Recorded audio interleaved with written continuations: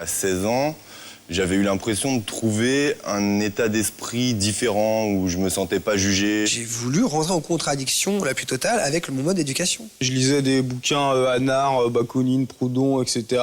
Et enfin, je trouvais un truc qui collait un petit peu avec ce qui m'intéressait à cette époque-là. La première fête où je suis allé, c'était une fête des spirales. Quand moi j'ai vu ces mecs-là débarquer avec leurs camions, leur façon de vivre, comment ils se branchaient et comment ils faisaient la teuf, je me suis dit ouais, c'est là-dedans que je vais faire ma vie. C'était la techno, la drogue et le sexe. Alors moi j'ai fait une croissance sexe, j'ai pris beaucoup de drogue et j'ai écouté énormément de techno.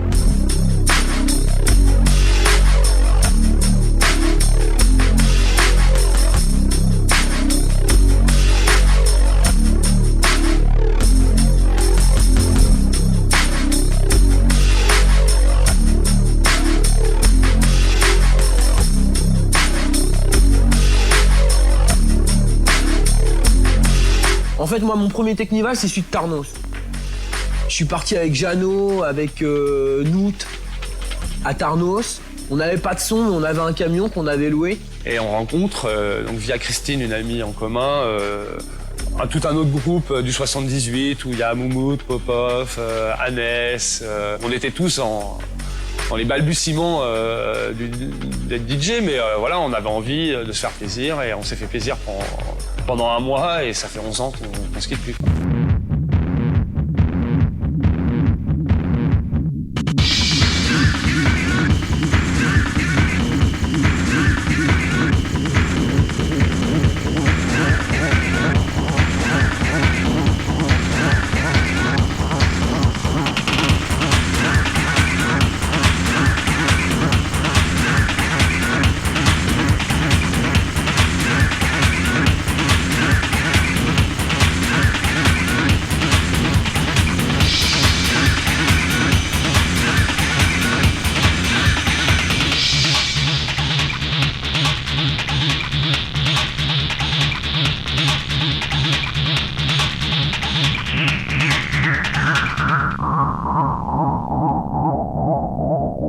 Hier, descente d'une centaine de gardes mobiles et de gendarmes au milieu de 3000 jeunes réunis à Tarnos, au sud de la côte landaise, pour un festival techno.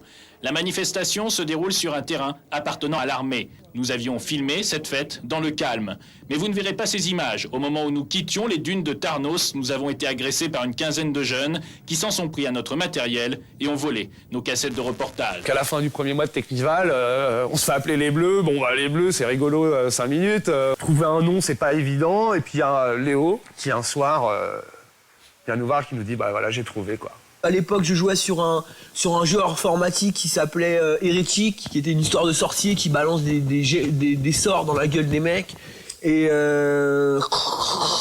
Hérétique, ouais, bon. Pour les 3/4 d'entre nous, c'était bon, on va regarder dans le dictionnaire, alors, exactement quelle est la définition d'hérétique. Tout le monde s'est retrouvé autour de ça. Et puis, faudra que tu demandes ce que ça a voulu dire aux autres, pour les autres, tu vois. Ne souscrit pas à la doctrine établie et ça nous colle à la peau encore et toujours, quoi.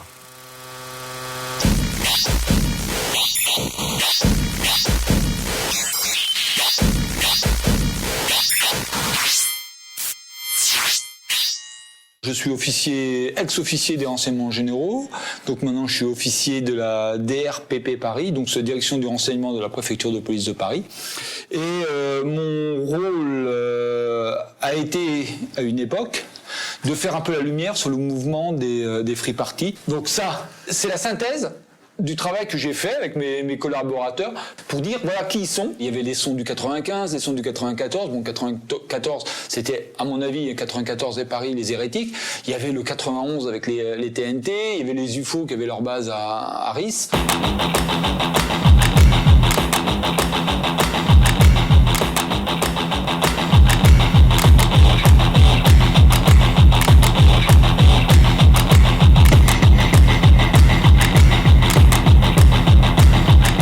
Notre rôle a été d'étudier. Voilà. D'étudier le mouvement pour comprendre. Notre rôle, c'était ça au départ, parce qu'on ne savait pas. On ne savait pas qui étaient ces gens, qui était leur motivation, qu'est-ce qu'il y avait derrière, est-ce qu'il y avait du trafic de drogue, est-ce qu'il y avait des visiers subversifs, on ne savait pas. Et pourquoi Qu'est-ce qui les motivait pour se rassembler? C'était nos futurs, c'était moi je vais mourir avant 30 ans, tu sais, rock'n'roll quoi. C'est un mode de vie, c'est habiter en camion, c'est vivre en marge de la société, vivre sans le grand capital. J'ai envie de suivre tous ces gens qui sont un peu frics, qui sont un peu ouverts, qui sont un peu... qui ont de la frappe, tu vois, qui savent quelque chose. Donc on fait notre première teuf au mois de septembre, donc 96. Puis nous deux, on est un peu en éclaireur autour de l'endroit qu'on a investi. Et on voit 3 petites ombres qui arrivent au loin, on se dit ouais, ça doit être les premiers teufeurs qui arrivent. Et puis à 2 mètres de tomber sur eux, on a 3 maglides qui nous éclairent et qui nous disent police, quoi. On se fait contrôler, fouiller. Un des 3 agents de police donc présents retrouve au moins 2 de mes trucs. Mes trucs, c'est du LSD, des extas, on peut parler franchement, donc j'ai un peu de coke, j'ai un peu de tout, quoi. Et à ce moment-là, moi je pense aller dire au revoir à mon pote, parce que je pense pas le revoir pendant longtemps. De là, moi j'ai un coup de chance immense de la vie. Le procureur ou le substitut du procureur, il est injoignable pour signer un mandat de dépôt. Du coup, on me relâche. Sortie de garde à vue, moi je rentre chez moi, lui il part en Hollande. Et puis là, je me dis c'est parti pour 10 ans d'exil, quoi, minimum.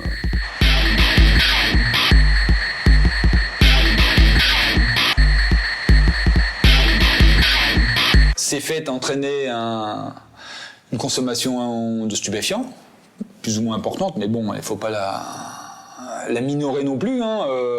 Mais bon, il y avait, pour l'avoir vu, je sais qu'il y avait des consommations de champignons, mais ça, les champignons, il y en a certains qui avaient l'art de les cultiver. Pour ce qui est du cannabis, bon, ils avaient des débrouilles, bon, je pense que certains devaient en cultiver.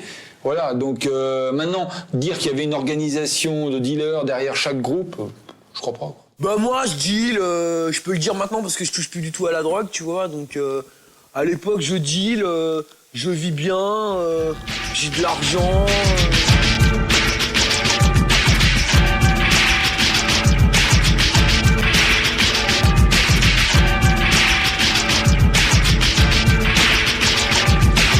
On n'est pas dans une logique de trafic de drogue, c'est de la drogue festive, quoi. Comme tout le monde sait, t'es 50, au lieu d'acheter chacun sa canette de bière, t'achètes un pack, tu l'as moins cher. Suite à notre système D, bien sûr, voilà, on paye aussi nos erreurs. Moi qui me croyais effectivement dans un autre monde, quoi, où on était libre, où la vie était belle. Non, bah là on te rattrape et on te dit, mais monsieur, ça c'est interdit. Donc là, c'est police, menottes, prison. Voilà. Donc là, c'est 5 mois en prison. Puis au moment où tu sors, on te dit, bon bah voilà, on vous a attrapé dans ces nouvelles fêtes là qu'on voit fleurir un peu partout dans les bois. C'est free party, comme vous appelez ça, bah vous n'y avez pas le droit, vous. Donc ça a été le jeu du chat et de la souris. Moi, après, pendant de nombreuses années, on m'a tout simplement interdit le droit de faire ce qui me tenait le plus à cœur, ce qui était pour moi, ce qui était devenu ma vie, quoi.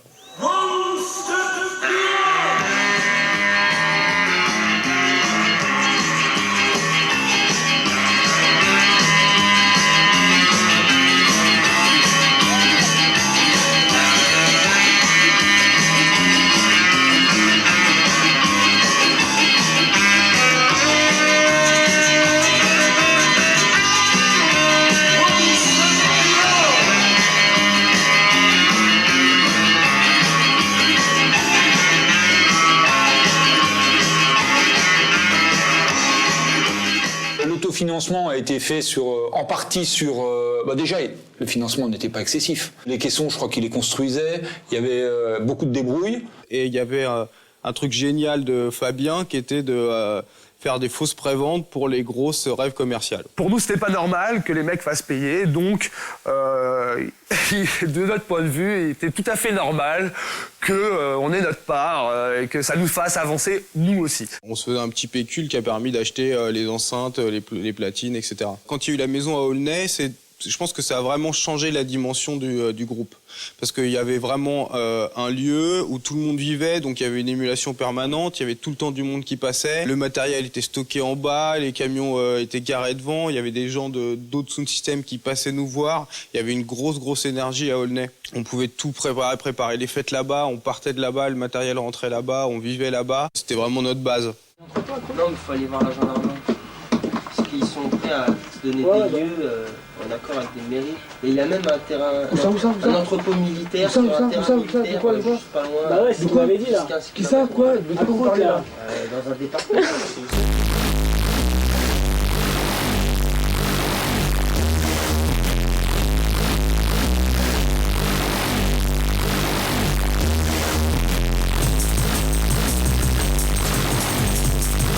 On était pris dedans, quoi, on réfléchissait pas, tu vois, on était en plein dans le truc, quoi.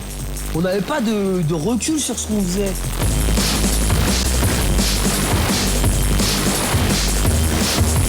Si, je te jure, ça me dit quelque chose. Mais après, ce sera sur la droite. Non, c'est peut-être un peu plus haut. Non, c'est plus loin. Je suis plus loin. Voilà, c'est là, au bout de la rue, sur la droite.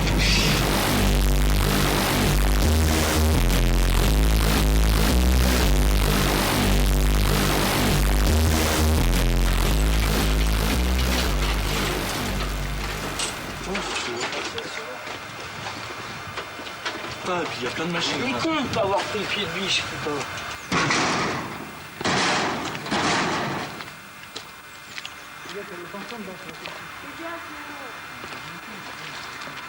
Nous, notre force, nous, on arrivait toujours après. Hein, donc, la force, ça a été peut-être dans certaines directions, tant police que gendarmerie, de vouloir connaître et pour pouvoir arriver en même temps, voire avec un peu de chance avant.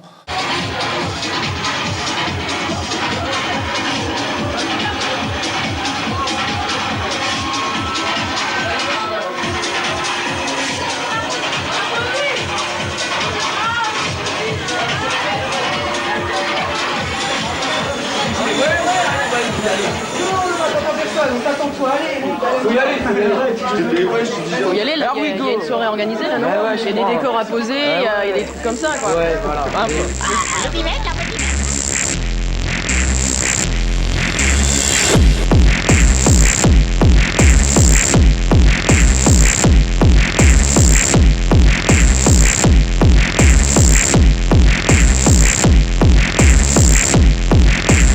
Infiltrer le milieu au sens où voilà, on crée notre propre son, on pénètre dans les sons. Non, on a assisté comme à quelques fêtes, voilà, pour voir ce que c'est.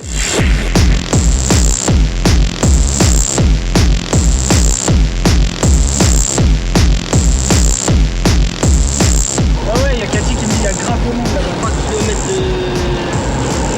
Pas trop de monde. C'est un truc de dingue. Les keufs sont déjà là-bas? Ouais, c'est pas gendarme. Quand on arrive pour la première fois sur une rêve au Crancey, par une brume et avec un hangar où on entend, je me demande si c'était pas les hérétiques. Bon, ça fait drôle, quoi. Et puis on voit arriver les gens avec leurs torches et comme des zombies, quoi. On se dit où est-ce qu'on a mis les pieds, quoi.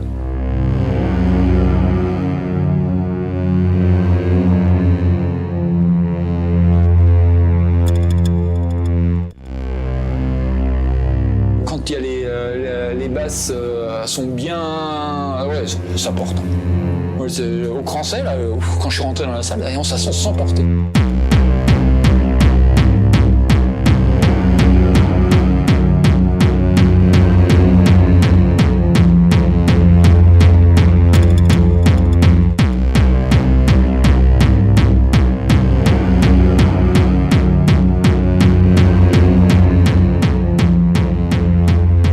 C'était la première où on a été.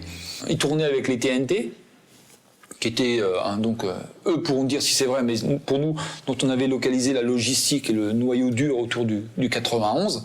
Et donc c'était des groupes qui étaient quand même très efficaces dans l'organisation. Parce que je me rappelle, ça m'avait surpris, ils avaient eu un problème des groupes électrogènes. Alors c'était au Crancey, hein. Ils avaient réussi, alors d'où les moyens, à faire venir un camion électrogène qui venait de Belgique. En plus, le camion était pas très discret, hein, et ils arrivent à le faire passer, quoi. Et donc voilà, donc c'est un petit peu par habitude, on a suivi les exploits des hérétiques, sachant que bon, on n'a pas été déçus, hein, parce qu'ils en ont fait quand même un paquet. Hein. Donc en fin 97, une teuf avec UFO même, l'SDF, Alan à l'époque qui était là aussi. Le préfet est fâché, il n'a pas envie qu'on squatte son département.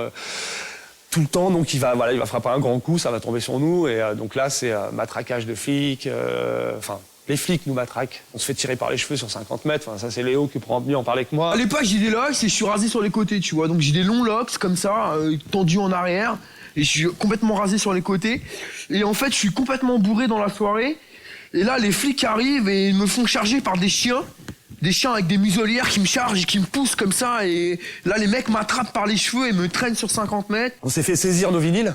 Notre vie, quoi. Pour nous, nos vinyles, c'est l'âme c'est notre âme, c'est notre son. C'est des choses que t'achètes, tu te retrouveras pas forcément. Donc voilà, on se fait tout saisir, on se fait même tout brûler, incinérer. Le message est clair, il y aura plus de fête dans le 77, quoi. Madame, monsieur, bonsoir. Une rave party a dégénéré le week-end dernier. Les policiers ont débarqué au milieu de 400 jeunes. Pour interrompre la rave, de violents affrontements ont éclaté. Cette soirée était organisée clandestinement. Cette affaire soulève le problème des soirées techno. Une partie des rêves se déroule dans un cadre légal, mais certains rêveurs préfèrent la clandestinité. L'aventure que nous, on vit, plein d'autres gens, plein d'autres jeunes la vivent partout en France. Ça tâtonne un peu, mais on sait qu'il y a une direction, on va tous dans la même, c'est garder notre indépendance, ce vide un peu juridique qu'on utilise pour pouvoir faire une fête libre. Il est 4h du matin, c'est une véritable armée de CRS et de policiers, environ 180 qui bouclent le quartier et somment les 400 participants de la soirée d'évacuer les lieux. Motif, occupation illégale des locaux, un hangar désaffecté et tapage nocturne. Le problème des fris, c'était le problème d'ordre public. L'ordre public n'implique pas de l'infiltration. L'infiltration, c'est pour du terrorisme. Or, les fris, c'était pas des terroristes. C'était des gens qui dérangeaient l'ordre public. Bilan totalement disproportionné de cette opération coup de poing. 2 sachets d'herbe saisis, du matériel sono endommagé et 12 interpellations. En fait, on voulait faire une fête à la Ferty-sous-Jouarre et on était partis. Il y avait un point de rendez-vous, il y avait quelques centaines de voitures déjà. Et nous, quand on est arrivé à l'endroit où on voulait faire la fête, les flics étaient déjà là. Je pense que ça devait être au mois de juin ou au mois de mai. Donc c'était un dossier où on avait un peu plus un week-end où on avait du temps pour les suivre, pour les traquer. On est allé au point de rendez-vous où tous les gens nous attendaient. Et il y a je sais plus qui est monté sur une voiture, qui a dit que les flics nous avaient cramé et qu'il fallait que tout le monde nous suive et qu'on trouve un endroit. On fait un cortège de voitures, on roule sur 20 bornes à travers la campagne. On pensait que ça allait être à Mareuil-les-Maux. Parce que Mareuil-les-Maux, il y avait eu les Massimas, il y avait eu quelques sons qui s'étaient produits en périphérie de Meaux, donc à Mareuil. Après, on était monté, je crois, jusqu'à Montmirail. On s'est retrouvés à foncer sur les nationales sans savoir où on allait, avec 300-400 voitures qui nous suivaient, une bagnole de flics qui s'était mis devant, les flics qui tournaient tout autour. Et là, au bout d'un moment, quelqu'un a pris l'idée, je crois que c'est une voiture bélier quasiment, un 4x4 quoi, qui a défoncé une palissade. On défonce la porte de la décharge publique avec les camions, on rentre, on pose le son. C'est chaud la techno ou pas? Et on a atterri dans moi je pensais que c'était un champ, et en fait c'était une vaste déchetterie qui était d'ailleurs plus en activité, hein, où là c'était... où tout le monde est rentré et tout le monde s'est posé et puis les forces de l'ordre tout autour. Ça résume complètement l'esprit, c'est-à-dire que nous on s'en foutait, c'est-à-dire que si les flics venaient nous dire ouais vous nanani nanana, on était là mais qu'est-ce qu'il y a, on a fait une fête. On agit politiquement, tu vois, on commence à se politiser, on va revendiquer. Léo il avait ce côté un peu politique de tout ça, lui il savait donner une autre dimension, il savait voir toutes les dimensions que le mouvement générait. On va dire voilà, nous on veut faire la fête librement. Léo commence à écrire des textes.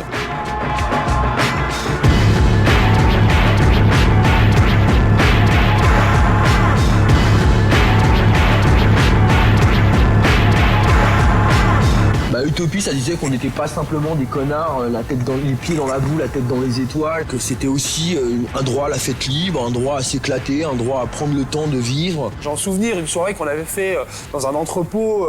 C'est la première fois qu'on louait du matériel en plus d'une autre. Donc on avait vraiment investi de l'argent. 6 gendarmes qui déboulent dans l'entrepôt, il n'y a personne dans l'entrepôt et qui font allez, c'est bon les jeunes, vous remettez vos strings, vous remballez tout, là, il n'y aura pas de soirée. Léo, ça avance vers les flics et il leur fait...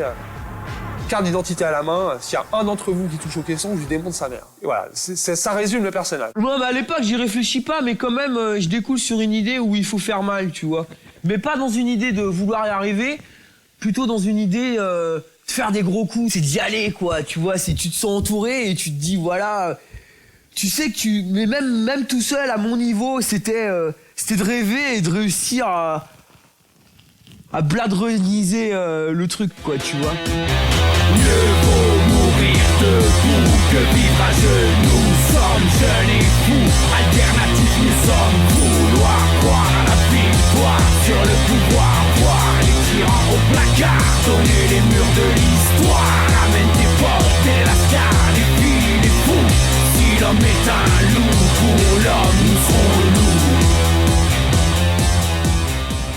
Ça fait 2 ans qu'on fait ça à fond dans tous les sens du terme. C'est des fêtes tous les week-ends, on se défonce, il n'y a pas de limite à la fonce D. On perd le côté festif à mon sens. Ça devenait malsain, voilà, ça devenait malsain, une vraie scission qui commence à s'opérer à ce moment-là. Et là, on commence à se fâcher les uns les autres. Et là, je pense qu'on atteint, pour certains, on atteint nos limites.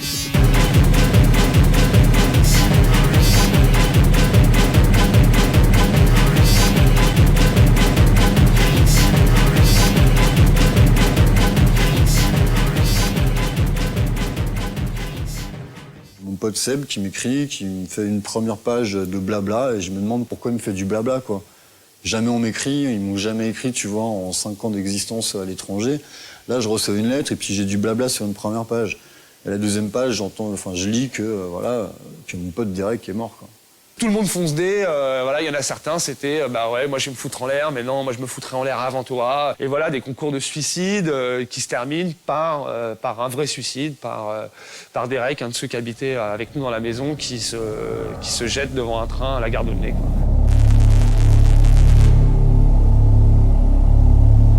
quoi. Derek s'est suicidé en mois de novembre et un mois plus tard, au mois de décembre. Ce matin, dans un pavillon d'Aulnay-sous-Bois, en Seine-Saint-Denis, 6 jeunes, une fille et 5 garçons, âgés de 20 à 23 ans, ont été retrouvés morts. 2 autres étaient sérieusement atteints par des émanations de monoxyde de carbone. Celle-ci venait d'un groupe électrogène installé dans le garage de la maison. Les pompiers les retrouveront couchés sur des matelas, même le sol, au premier étage de ce pavillon. La jeune fille et les 5 garçons sont morts durant leur sommeil, intoxiqués par les émanations de monoxyde de carbone. Locataires depuis plus d'1 an, ces jeunes n'avaient ni courant ni gaz. Pour se chauffer, le système D, un groupe électrogène, installé dans un premier temps dans le jardin, puis placé dans le garage, suite à des plaintes de voisins. 2 jeunes ont survécu, ils sont ce soir hospitalisés.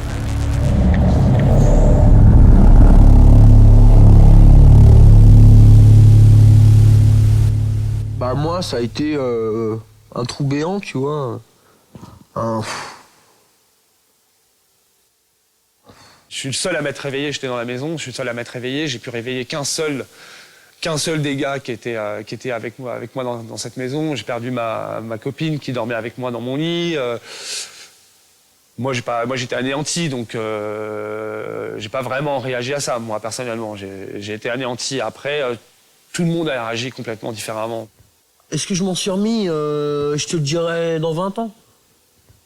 J'ai porté mon deuil pendant 10 ans. Et maintenant, à mon niveau personnel, je retouche un peu aux choses de temps en temps, tu vois. Aulnay, nous, on avait pensé que, franchement, ça allait les anéantir. Et il y avait de quoi. Donc, quand on a su ce qui s'était passé, on s'est dit, la vache, ouais, il y a de quoi être anéanti.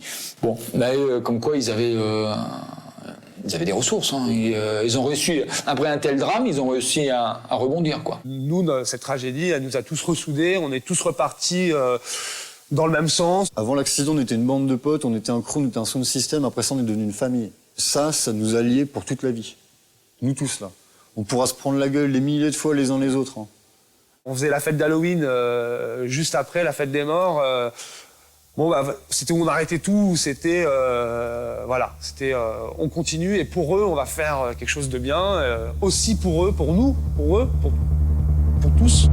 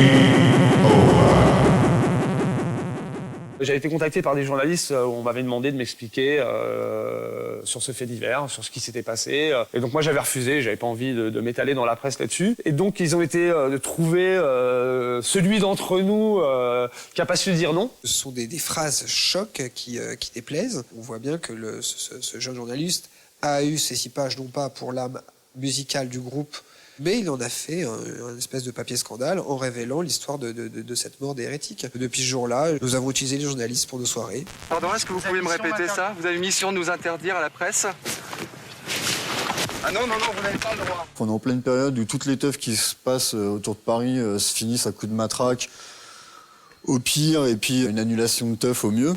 Les forces de l'ordre vont se montrer particulièrement musclées pour la circonstance et nous empêcher violemment de faire notre travail. Je crois que c'est à ce moment-là qu'on se dit justement, avec des gens comme Léo, nous on devient des activistes terroristes sonores. C'est-à-dire que maintenant, quand on va faire une teuf, on va en faire une, mais bien, et dans Paris. Et la première, donc, c'est Bercy. Et on se dit, on va se faire Paname. Non, mais attends, là, on bouge sur l'endroit, là, ça y est, on n'a pas le temps. Une fois qu'on bouge, après, on peut plus vous aider.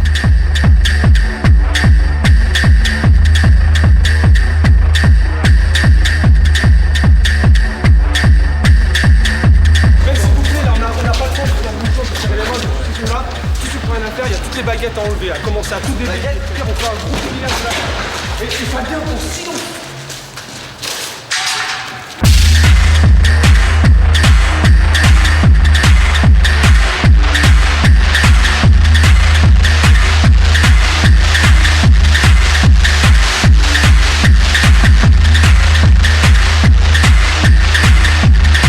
Pourquoi on serait cantonné au hangar pouilleux et froid? Pourquoi on serait condamné à des petits bouts de forêt, tu vois?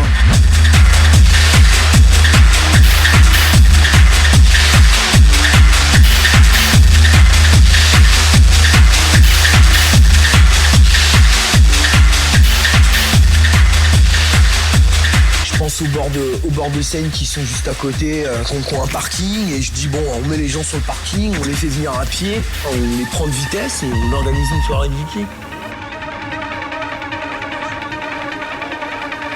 En plein Paris, tu réunis des centaines de voitures sur les quais de Seine, quoi, parce qu'il y a 3000 personnes, tu divises 3000 par 4 ou 5 personnes dans une voiture, ça fait au moins 300 ou 400 bagnoles, quoi.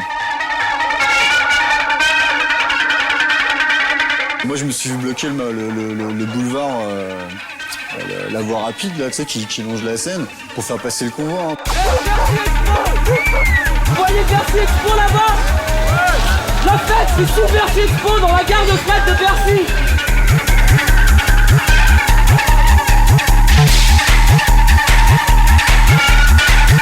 De pouvoir faire ça dans Paname, à 11h du soir, sans qu'on nous voit, c'est magnifique, quoi. C'est-à-dire, que fait la police?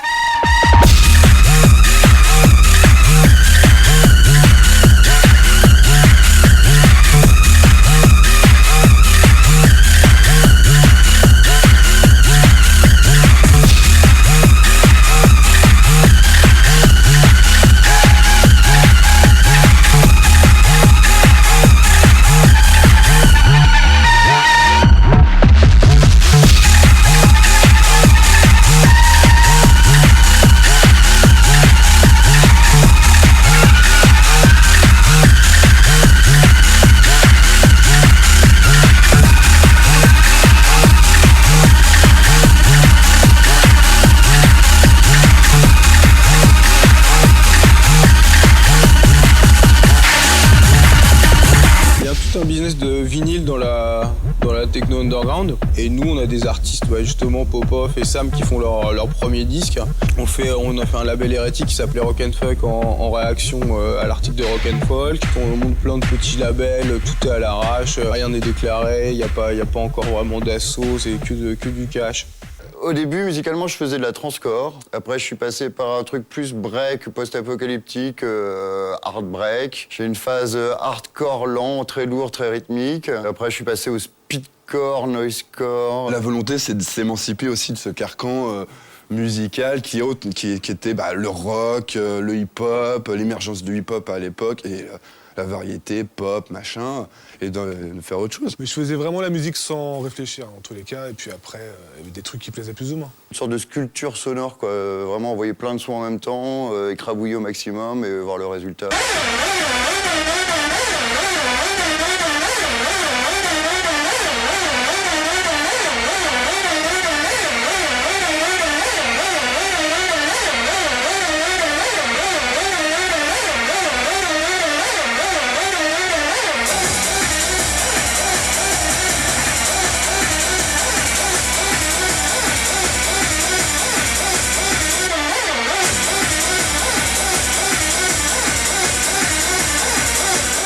On a une configuration live à 3 qu'on a appelée Golgoth 21. Sans se préparer à l'avance, on arrivait, on branchait, on mélangeait tout ce qu'on avait créé chacun de notre côté. Si ça c'était bien, on le gardait plus longtemps. Si c'était pas terrible, on zappait vite fait. Il y avait beaucoup de machines branchées à la chaîne, donc en MIDI, dont on perdait des temps de latence énormes, qui créaient des grooves qu'on n'avait pas. Faire rentrer les effets dans eux-mêmes, plus renvoyer des sons dedans pour faire des effets de dissonance. Des artefacts, comme on dit dans synthèse, qui sont créés par justement la machine elle-même. Quand les gens disaient faut pas aller dans le rouge, justement, c'est là où on était mort de rire. Nous, on était tout le temps dans le rouge. Ce qui a fait un peu la réputation de notre son au départ, c'est parce que c'était un peu, on va dire, bordélique.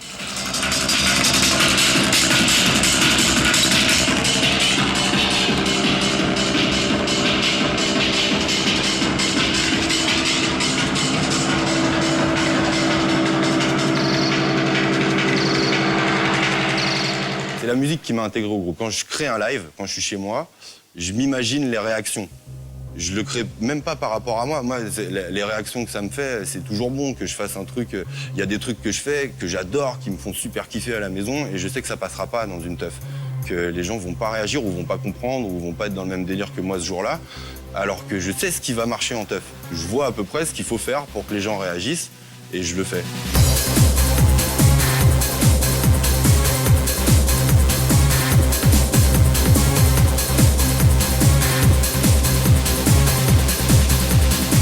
Le son hérétique, comme anciennement old school on aurait pu l'appeler, donc c'est cette techno, art techno à tendance acide et dance floor et un peu plus rapide que la moyenne. J'ai commencé les lives plus tardivement que Pop-Off, Noise et Buns. C'était beaucoup plus rapide, percussif, et donc j'étais un peu plus le côté hardcore des live sets de chez Hérétique.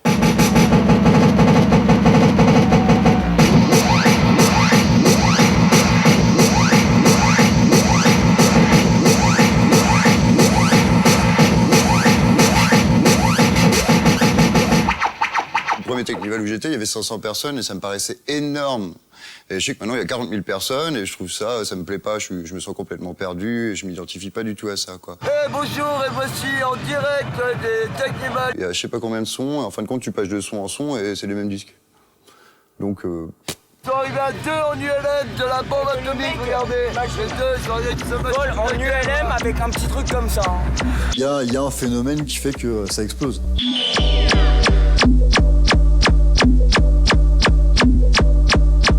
Même nous, on n'en revient pas, tu vois, de faire 3000 personnes sous Bercy, quoi. Le gouvernement, à partir de ce moment-là, commence à vraiment s'intéresser à ça. Les rave parties, qu'est-ce que c'est? Une culture qui existe et qui a son charme. Ce qui pose problème, c'est ce qu'on appelle aujourd'hui les free parties. Nous, ce qu'on veut, c'est cramer la capitale. Mettre du son en plein Paris, pour nous, c'est un kiff énorme. Voilà, on a envie de cramer des lieux qui ont quelque chose à dire. Ici, on est tout aussi dévêtus, mais ce n'est peut-être pas pour nager, c'est plutôt pour se faire voir. Ces belles filles exhibent des costumes de bain devant un public et un jury qui s'intéressent plus au contenu qu'au contenant.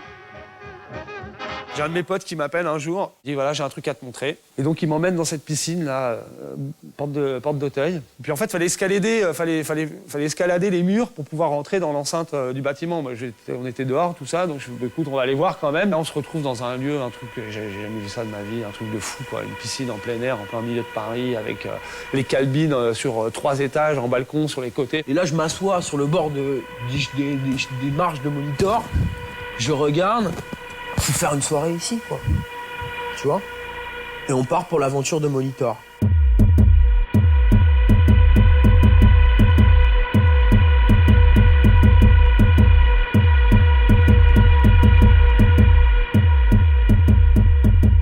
Là, c'est un attentat, quoi. Là, c'est 1 mois, 2 mois de préparation sur site, à venir tous les jours sur site pour le nettoyer parce que c'était un repère graffeur, canette de bière explosée, tout ça. Donc, quand même, le souci du public. On avait ventousé, comme au cinéma, les places tout autour des semaines avant pour réserver les emplacements qui nous serviraient d'accès. Il a fallu qu'on casse des murs, qu'on se déguise en ouvrier du bâtiment avec des talkie-walkie pour surveiller la rue. Attends, là, il y a une petite vieille, tu peux pas taper. Ah, vas-y, c'est bon.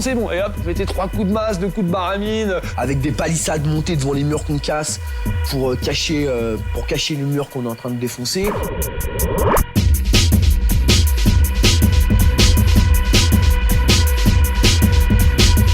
Il fallait que personne déconne à cette fête. Donc chaque mec qui participait à l'organisation, il avait un poste, on avait des listes, des trucs imprimés avec écrit toi tu feras ça à telle heure, toi tu feras ça à telle heure. On prend chacun un strobe, et les strobes, ils se placent comme ça. À chaque barrière où doit y avoir un strobe, il y a une marque noire, d'accord? À chaque marque noire, on met le strobe de l'autre côté de la barrière. La porte en fer là, qui cache l'entrée principale, ça fait du bruit ça. On la touche pas, moi. Tu prends cette lévie par un fil, tu décaches le fil, tu laisses doucement tomber et le camion il passe au-dessus. On l'aura posé de façon comme un commando en plus. C'était chronométré les trucs. C'était à telle heure, toi t'arrives avec le camion de son. Toi, vous êtes à l'entrée, vous déchargez. Toi, tu positionnes. Toi, tu branches. Genre tu mets tout le monde dans l'endroit où il y a la régie. Vous bougez pas par un bruit. Et vous bougez pas, on se balade pas dans l'endroit, rien quoi. On longe les murs et tout quoi. Ah ça c'est l'infoline que t'as des milliers de personnes et vont l'écouter. Périph' extérieur, vous venez par le périph' extérieur, vous démerdez, vous venez par le périph' extérieur. Vous sortez porte de Passy, au feu à droite, direction hippodrome, première à gauche en suivant le lac, toujours tout droit, puis à l'hippodrome, vous vous enfoncez dans la pince porte de Boulogne. Ok, grosse soirée là.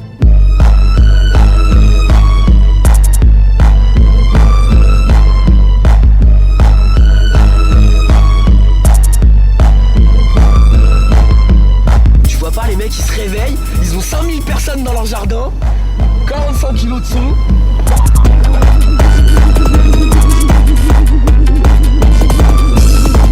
On a cramé la capitale en souterrain, on a fait Bercy, là on va la cramer en plein air. Et on savait que c'était quasiment insensé.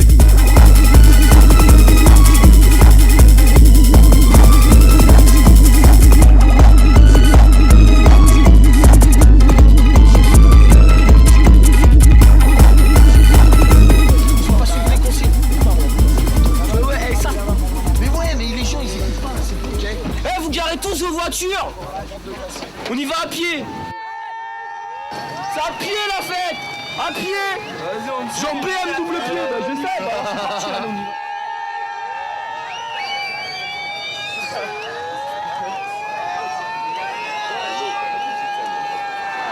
Ça sort du bois, qu'est-ce qui se passe? Les flics vont faire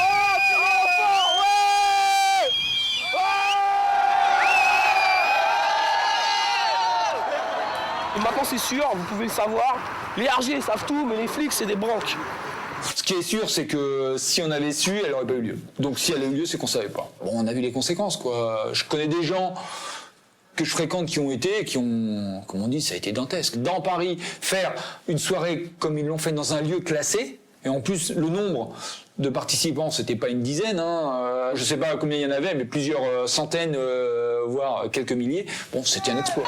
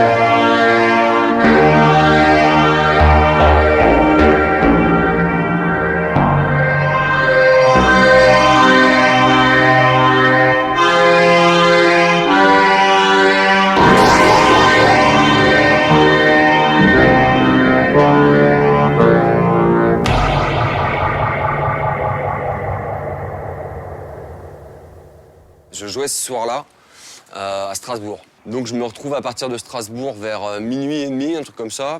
Moi, super stressé, je vais y aller, donc à fond. Et je suis arrivé ici à 8h30 du mat. Ils ont pris d'assaut un lieu en plein Paris, lieu classé, etc. Et contre toute attente, il n'y a pas eu de débordement, de casse, de vol, de violence, d'affrontement avec la police, etc. Donc le sens politique, il est là, quoi, de dire, regardez, quoi. On peut réunir, je sais plus, 4 ou 5 ou 6 000 personnes en plein Paris dans un lieu complètement fou. Des gens que vous n'appréciez pas forcément, une culture que vous n'aimez pas forcément, même pas du tout. Et ça peut très bien se passer. Et ça, c'est super politique de faire ça, les gens.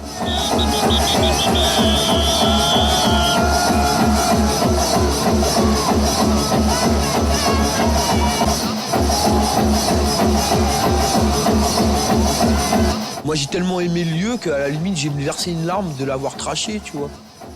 D'avoir ramené autant de monde dedans et que le matin, après la pluie qu'il y avait eu au petit matin, ça soit de la gadoue. Et je me suis excusé auprès du lieu en lui disant bah, tu nous excuses, la piscine, on t'a peut-être un peu traché, mais j'espère que t'as bien vécu, tu vois. En tout cas, d'après les échos que j'en ai eus, elle avait envie qu'on revienne, quoi. Le son pète jusqu'à 11h du matin, on est dans le 16e arrondissement, on est coincé entre le Parc des Princes et Roland-Garros. En face de nous, il y a un bâtiment, on a su par la suite, il y avait un adjoint au maire du 16e qui habitait là-dedans. Enfin, pour nous, c'est un gros kiff, quoi. On sable le champagne sur les caissons. Enfin, c'est un truc de fou. On vit notre apothéose. 11h, on coupe tout, on remballe. Je reviens 2 heures après. Le mur reconstruit, repeint. Alors là, j'ai halluciné. Voilà, là, j'ai fait bon, ok. Pour eux, il s'est rien passé. Bon, bah, c'est cool. Il se passera rien pour nous. Quoi qu'on en dise, et même si on n'a pas eu de problème par rapport à cette soirée-là, qu'elle s'est très bien passée, je pense qu'au niveau des autorités, ils se sont dit attention, là. Ils sont arrivés dans le 16e, en plein air. Ils nous ont mis 6 000 personnes en moins de 2 heures. Il y a un problème, là.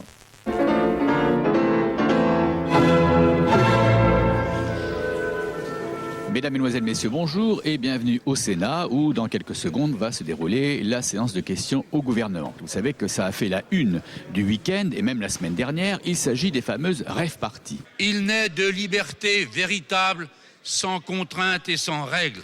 Il n'y a plus de possibilité de faire vraiment tu vas de teuf sans qu'elle soit arrêtée. Manu militari si possible. Il y a tellement de flou juridique en fait que on peut se retrouver, nous ça nous est arrivé de nous retrouver dans une garde à vue géante. Il ne s'agit pas d'interdire la musique, il ne s'agit pas d'être contre les jeunes.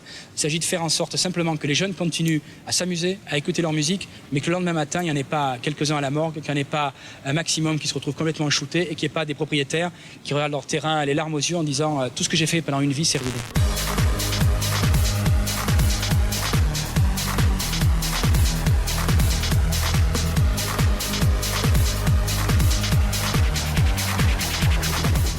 Léo, vers cette date-là, il perd la tête, c'est en 2001, au Technival de 2001. Là, j'ai un flash et c'est plus la même chose, quoi, tu vois. Voilà, l'accident, on a perdu des amis, 5, moi et ma copine, 5 personnes qui sont mortes. Dedans, il y avait 2 personnes du groupe. Et la dernière victime de cet accident, c'est Léo, quoi. Tout à coup, tu découvres qu'il y a des anges, qu'il y a des morts, tu perds tes potes et tu vas les chercher, quoi, tu vois. En fait, il devient fou, je pense. Et à un moment, on se dit, bah, ça va durer 1 mois, 2 mois. Le mec raconte n'importe quoi, il parle à la télé, il s'enferme pendant des heures dans le noir, il crie, il parle aux arbres. Il s'est passé que je me suis ouvert sur un monde transcendantal. Je te le raconte, ça devient fou, tu vois, là, tu pars en couille, quoi. C'est de parler, c'est de savoir, c'est d'entendre, c'est de passer, c'est de vivre, quoi. Et en fait, au lieu de s'améliorer, ça s'empire. C'est-à-dire qu'il saute sur Jeannot avec un marteau pour l'assommer. Il est complètement fou. Disons que je vis dans un autre monde. Je suis au-dessus de vous. Bah, il y en a qui me collent au crin, hein. En fait, il a glissé très vite. Et pendant longtemps, on a cru qu'on allait le récupérer. Mais en fait, il a glissé très vite. Et on l'a jamais récupéré. Et encore maintenant, voilà, ça me fait mal. La folie de Léo, elle a aussi détruit plein de trucs dans le groupe. C'est-à-dire qu'il y a des membres du groupe qui ont commencé à avoir peur de Léo. Je suis soigné pour schizophrénie latente et violence extrême. Non seulement on perd le mec qui tient le mieux la philosophie du groupe, mais il nous détruit de l'intérieur. Mais grosso modo, maintenant j'ai 33 ans et je me pose tranquille comme un mec qui va doucement, qui revient doucement vers la vie après avoir vérifié que tout allait bien et avoir pensé intimement revoir ses amis un jour, partir dans l'espace. Je pense que le moment justement où Léo est parti, mais parti dans sa tête, je pense que c'est le moment où moi j'ai dû commencer à prendre un peu plus d'importance. Il fallait que quelqu'un, une espèce de ligne directrice qui corresponde à tout le monde en même temps, ce qui n'était pas aisé. En sachant écouter les uns les autres, il s'est rendu compte qu'on voulait pas lâcher l'affaire, quoi. Et du coup, on a continué.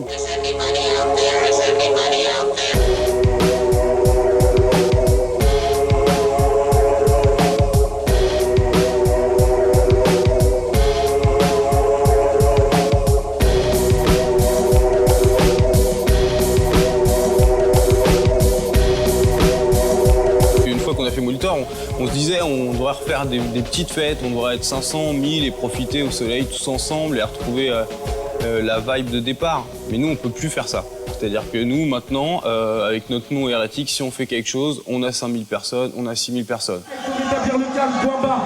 On s'amuse, et on fout pas le dawa, d'accord? On s'amuse, point bas. Dehors, c'est pas notre faute, ok?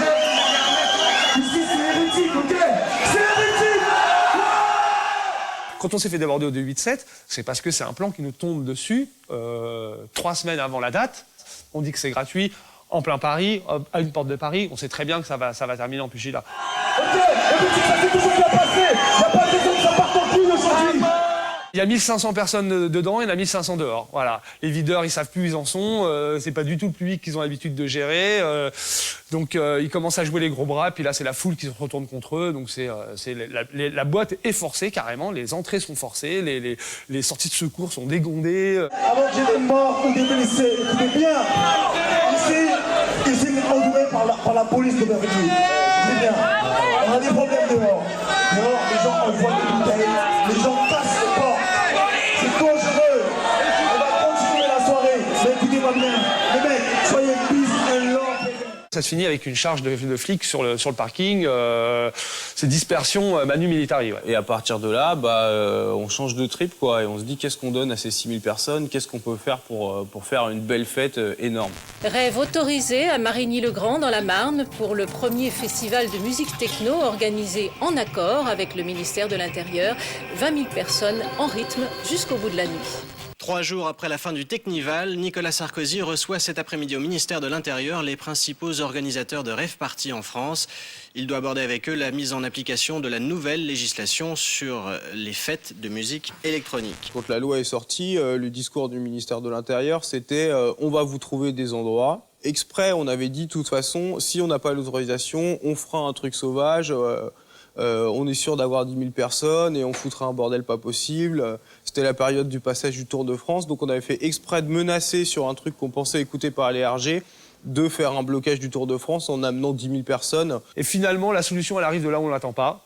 À l'époque, ministre de l'Intérieur, notre petit Sarko, je sais pas, il doit y trouver un intérêt politique et il nous réquisitionne le terrain. Comment ça va se passer? C'est que ça va être le bordel. Le premier cheval qu'on fait tout seul, c'est la première fête avec l'autorisation, donc à gérer les flics, le préfet, à gérer tout le monde. Là, c'est la seule. On a failli se faire déborder, on s'en est sorti, mais vraiment limite. Je suis pas sûr que les hérétiques, à l'origine, étaient capables d'évaluer eux-mêmes leur audience. Parce que je crois qu'ils avaient dit 2000. Et ils étaient 15 000. Moi, je termine avec Moumout, on est au bord des larmes parce qu'on craque physiquement. Là, on s'est fait donc incendier par la moitié du public parce qu'on demande un droit d'entrée.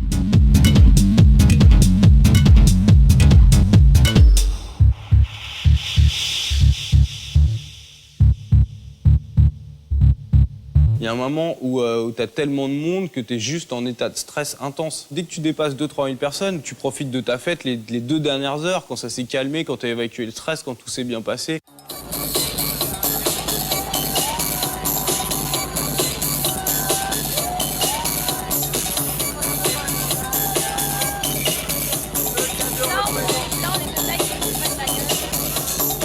À Cheval 1, le public est devenu uniforme, quoi. T'as un blond, un brun, un noir, machin, ils sont en noir, en kaki, avec une casquette, percée, crâne rasé, et ben voilà. T'as les 10 000 autres qui vont rentrer, quasiment, c'est les mêmes. Il y a même des petits pamphlets maintenant qui se font chez les disquaires, ils appellent les petits pois, voilà, c'est une masse de petits pois. Changement de tenue et de véhicule. Après une brève escapade à Belle-Île, le ministre annonce son nouveau cheval de bataille, la sécurité des rave-parties. Une rave-party, c'est fait pour que des jeunes puissent s'amuser. Mais il faut aussi qu'on garantisse la sécurité de ceux qui sont autour et de ceux qui y participent. Une rave-party, voyez-vous, ça doit pas être une drogue-party. C'est comme ça qu'ils sont arrivés à tuer le truc. C'est-à-dire qu'il y a eu un buzz médiatique après la loi. Et en réaction à ça, le gouvernement, ils ont dit non, mais vous inquiétez pas, on va leur trouver des endroits. Et il suffira qu'ils demandent une autorisation. Et ils n'ont jamais donné d'autorisation. Il y a eu, 5 autorisations en France pour des fêtes. La loi française n'est pas trop dure. Elle offre à ceux qui veulent se mettre en règle la possibilité de le faire, à ceux qui ne respectent pas la protection de notre jeunesse, d'être sanctionnés par la justice. Et nous, on commence à voir gros, tu vois, genre une espèce de truc alternatif qui regrouperait pas seulement les DJ et la techno, mais aussi des artistes de rue, des peintres. On sait qu'il faut qu'on soit plus pour gérer 10, 12 000 personnes. Et là, on se tourne vers Massimas, avec qui on avait fait des fêtes il y a super longtemps, qui sont super forts en déco, qu'on a toujours vachement respecté, et vers un autre groupe que Jeannot nous présente, qui sont les Troubles Fêtes. Ils sont un peu plus carrés que nous, on est encore pas mal à l'arrache. De toute façon, pour moi, Molitor, c'est la dernière teuf hérétique. Après, il y a le Grand Magique Techno Circus. On rencontre Carole, qui avait fait de la déco pour Nawak, et on se dit mais c'est génial. Et puis même au niveau musique, ça fait 7-8 ans qu'on fait du hardcore, et après les sensibilités artistiques elles changent. On essaye de rassembler tout ça et de faire une fête avec tout le monde réuni.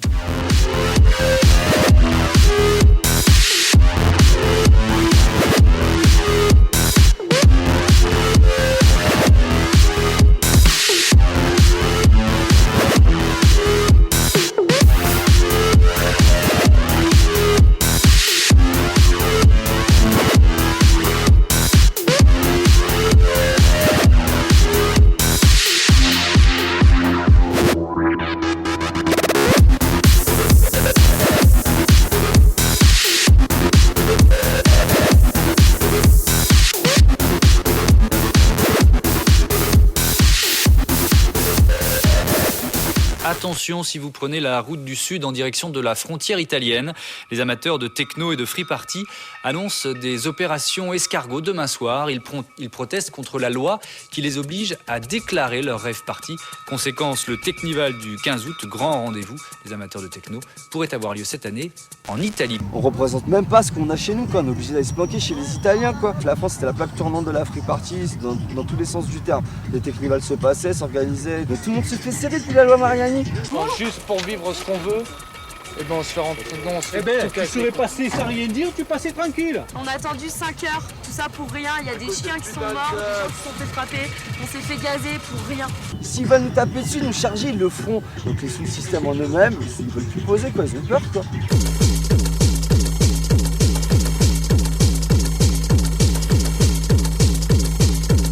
Plus faire de free party, les autorisations ça devient complètement juste impossible à avoir. On a plus notre place en fait sur la scène. Je pense qu'ils auraient continué peut-être dans les free s'il n'y avait pas eu les réformes législatives.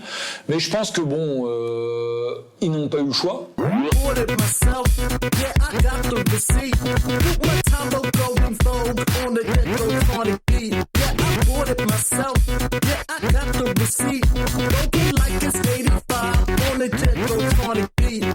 Le Zénith, c'est juste dingue. C'est parti d'une rencontre. On a rencontré Daniel Colling, le créateur du Printemps de Bourges. Et on sait que le mec est patron du Zénith de Paris et de l'ensemble des Zéniths de France. Et le mec, à un moment, il fait allez-y les gars, faites le Zénith. C'est juste un rêve, quoi. C'est les Berus qui faisaient des Zéniths à 50 balles, quand tous les concerts étaient à 300.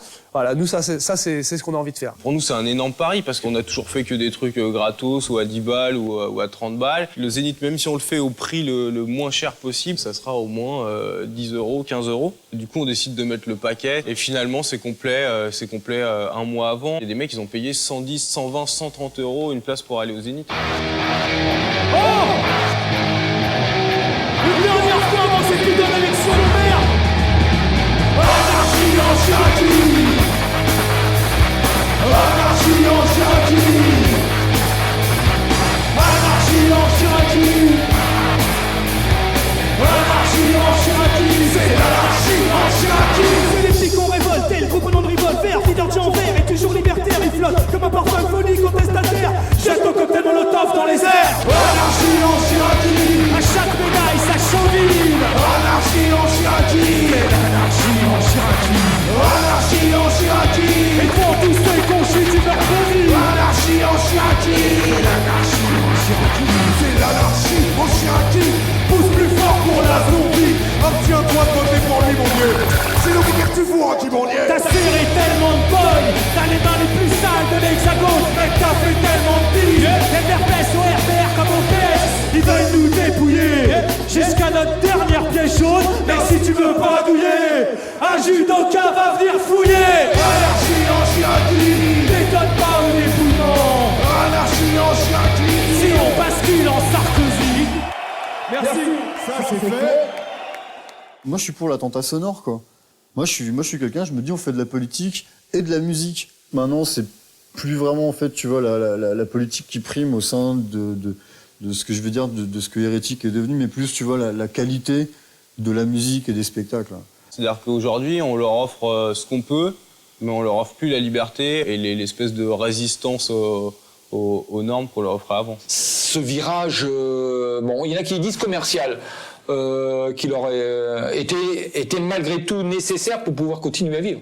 Continuer à vivre et continuer à être, à faire ce qu'ils aiment. Mais après le Zénith, c'est juste on a eu une idée, quoi. C'était le seul truc qu'il y avait au-dessus en termes d'image et de trucs complètement inaccessibles pour nous, c'était l'Olympia. Nous, l'Olympia, c'est une Ferrari, c'est un énorme gâteau, et on dit que tu peux croquer dedans, et on fonce, quoi. Moi, je nage dans le gâteau. Ça faisait peut-être 5-10 ans qu'on n'avait pas fait une fête où on en profitait tous, quoi.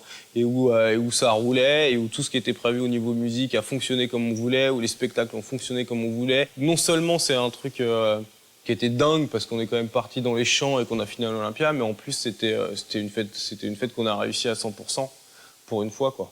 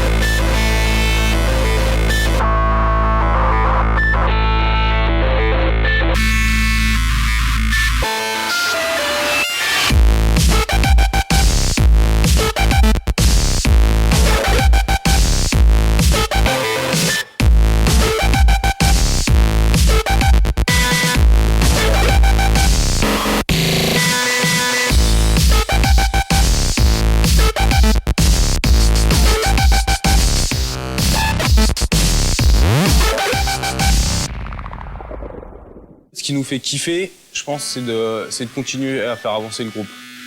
C'est ça, c'est de continuer l'aventure. C'est pas, je sais même pas si c'est la fête en tant que telle, c'est de monter d'un cran, c'est d'avancer encore et d'avancer encore ensemble.